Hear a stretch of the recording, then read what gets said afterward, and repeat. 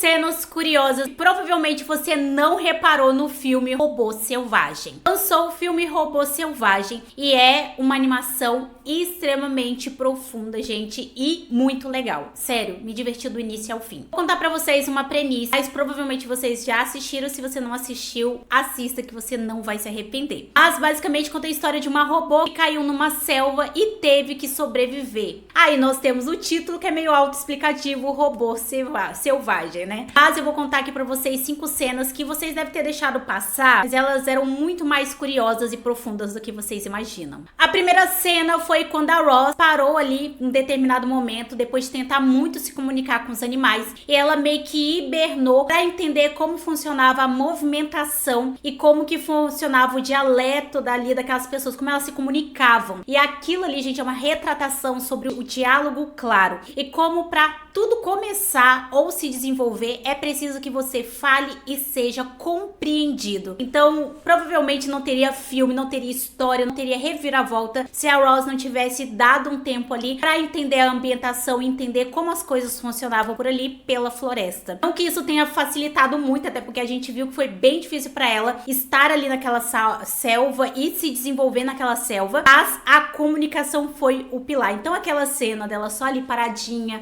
os dias passando, o mato crescendo e os animais passando por ali, não era só sobre aquilo, era sobre aprender como a comunicação ali funcionava. E isso vale pra tudo, né? As pessoas vêm pra cá, elas precisam se comunicar, a gente vai pra outros lugares, a gente precisa se comunicar pra ser compreendido. E isso aí é uma alusão à comunicação clara e direta. Várias cenas a gente vê a Roz com o ganso, mas todas aquelas cenas é uma retratação da complexidade da relação entre mãe e filho, né? É muito complexo. E a gente vê uma robô excelente, moderna e não frustra as pessoas em nada, feita pra conseguir alcançar a qualquer missão. E a ela é dada uma missão de ser mãe e a gente vê que ela tem que burlar o próprio sistema, ignorar as próprias regras e aprender e se reinventar a conseguir cumprir a missão dela de ser a mãe do ganso. Então a gente vê a complexidade que nenhum robô pré-fixado com um sistema muito bem estabelecido conseguiu manter ali as suas regras e teve que abrir exceções. Então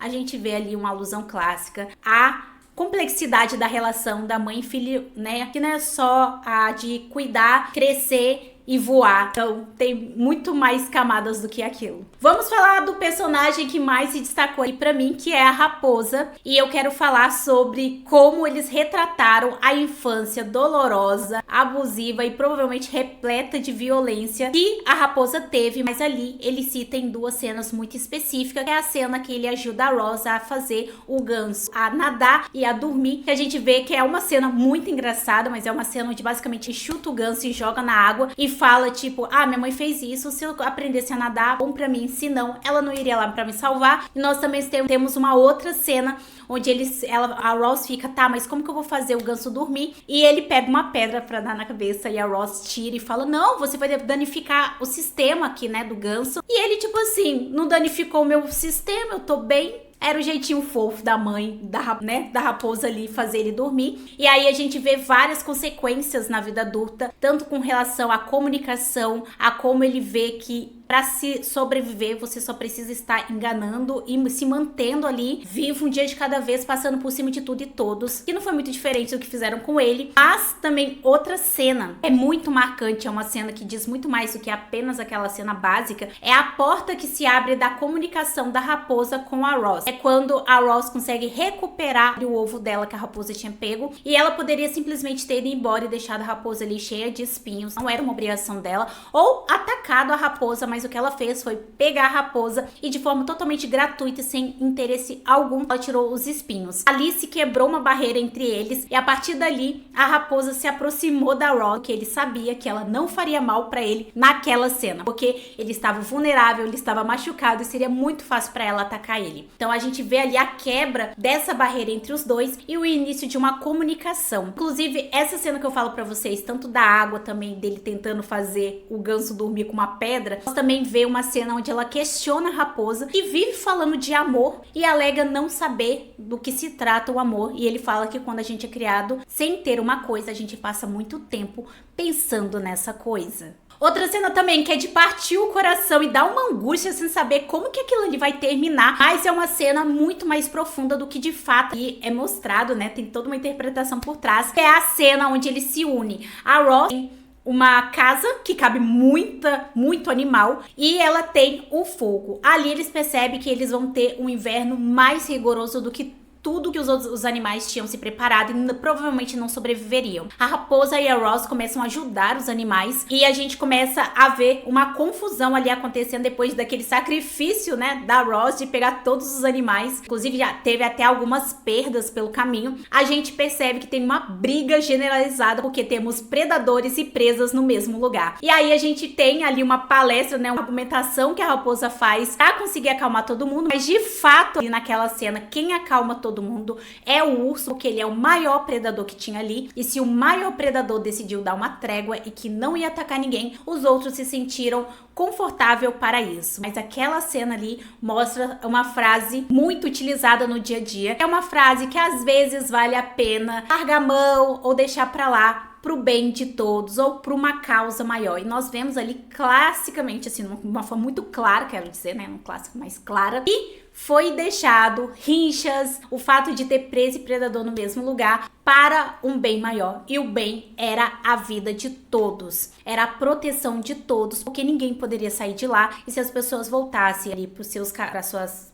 né, no caso, para suas casas, elas não sobreviveriam. Então é uma cena que trata sobre abrir mão de uma situação atual para que mais pessoas se beneficiem, não só uma pessoa. No caso, eu tô falando ali de animais presas, né, e predadores. Os predadores poderiam utilizar daquela situação para conseguir comida, mas não valeria, pois poderia custar a vida de todos, incluindo da próprio predador. Então eles dão ali uma trégua. Uma cena que eu acho muito fofinha, mas passa assim em segundos, é a coruja abraçando o ratinho. Eu não sei se vocês sabem, mas coruja se alimenta de ratinhos, então é uma cena fofa e ao mesmo tempo bizarra ao mesmo tempo. Mas vamos pra última cena que fecha todo o arco ali do filme e faz tudo fazer sentido e a gente entender do que se trata realmente aquela história. É quando o ganso reencontra a Ross totalmente reformada, mas a Ross reconhece o seu filhote. Não é só a primeira vez que aquilo acontece, é a segunda, pra falar a verdade, porque a primeira é a cena da nave, onde ela já estava totalmente desligada e com as suas memórias removidas, mas uma frase do ganso ao dizer que a amava fez com que ela ligasse novamente de uma forma que até uma outra robô não acreditasse no que estava vendo, porque era impossível. E a Ross fala que ela se encontrou e ela conseguiu ressignificar ali os sentimentos dela e ela não estava mais dependendo só da placa-mãe, mas ela conseguiu ativar uma outra área dela que nem ela sabia que tinha. E isso tudo é uma jornada de autoconhecimento. Eu não sei se pra vocês, pessoal, sempre foi um pouco confuso essa ideia sobre o autoconhecimento, mas pra mim sempre foi. Eu via pessoas dizendo, eu me encontrei, minha vida foi melhor depois que eu soube quem eu era, depois que eu me encontrei, depois eu comecei a me amar mais, mas eu sempre achei tudo muito complexa, era simples, mas complexa ao mesmo tempo. E essa animação definitivamente ela tira toda essa complexidade, toda essa situação, porque é muito simples. E outra coisa que eu quero dizer pra vocês, e é um questionamento, é se vocês acham se a Ross ia se desenvolver e ter toda essa jornada de autoconhecimento se ela tivesse chegado ao seu destino. Porque foi um acidente que fez ela cair na selva. Mas o que tinha na selva? Na selva não tinha regras, não tinha padrões, não tinha exigências que ela tinha que está cumprindo, tinha um lugar totalmente selvagem, ela tinha total liberdade para ser quem ela era, desde que ela sobrevivesse àquela selva, que foi bem difícil. Mas